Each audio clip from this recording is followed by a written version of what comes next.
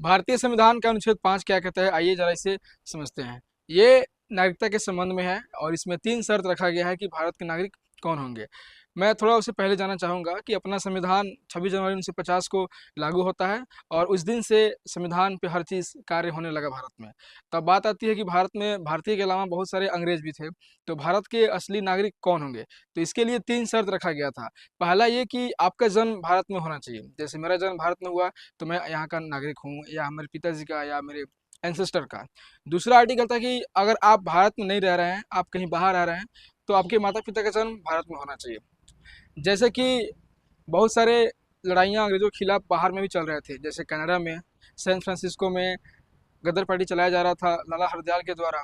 और तीसरा शर्त यह है कि 1950 में संविधान लागू हुआ, तो ठीक उसके 5 साल पहले से आप भारत में रहने चाहिए।